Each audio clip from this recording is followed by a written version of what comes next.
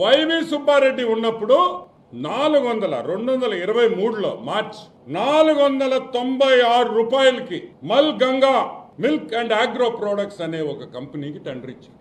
ఎంత?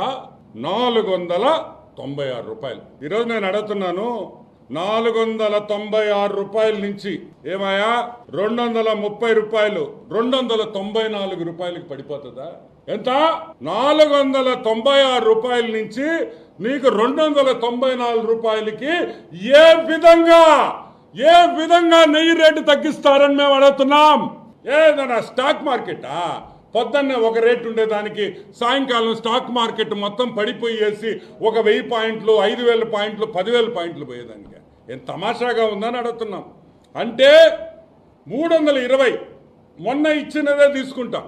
320 అంటే 176 రూపాయలు కేజీకి తగ్గిస్తారా ఒక సంవత్సరంలో?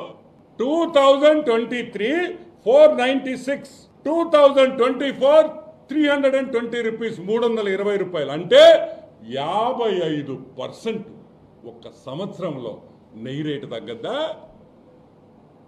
అక్కడ్లారా చెల్లెళ్ళారా, మా అన్నలకు తెలియకపోవచ్చు, ఎందుకంటే వాళ్ళు మార్కెట్ పోరు కదా. మీకు చెప్పండి అమ్మా తల్లుల్లారా, మీరు చెప్పండి, ఒక సంవత్సరంలో నెయ్యి రేటు 55% తగ్గిందా? మీరు అంగళ్ళల్లో కొనుక్కుంటున్నారు కదా నెయ్యి, ఒక్కసారి మీ ఆత్మ పరిశీలన చేసుకోండి. ఒక్కసారి అడగండి మీ ఆత్మని, ఏమి నెయ్యి రేటు ఒక్క సంవత్సరంలో 55% తగ్గిందంటే ఎక్కడి నుంచి నాణ్యత నెయ్యి వస్తుందని ఈరోజు మేము ప్రశ్నిస్తున్నాం. How is it possible to supply ghee when the rate has come down by 55% in just a matter of 1 year? ఎలా కుదురుతుంది అని మేము అడుగుతున్నాం. ఇప్పుడు అడుగుతున్నా, ఎవరు దొంగ? 496 రూపాయలకి ఇచ్చిన వైవి సుబ్బారెడ్డి మా సుబ్బుమామ తప్పు చేశాడా? రేటు తగ్గించిన భూమా కరుణాకర్ రెడ్డి మోసం చేశాడా? ఎవరు మోసం చేశారని అడుగుతున్నా.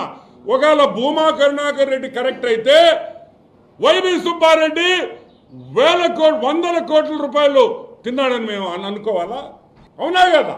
బంధువులు, దగ్గర బంధువులు, జగన్మోహన్ రెడ్డికి రైట్ హ్యాండ్ లెఫ్ట్ హ్యాండ్.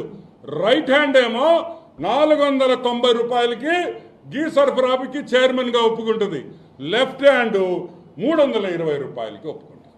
ఎందుకు ఒక సంవత్సరంలో అంత వ్యత్యాసం? ఇప్పుడు ఎవరు తప్పు చేశారనే విషయం బయటికి రావాలి. భూమా కరుణాకర్ రెడ్డి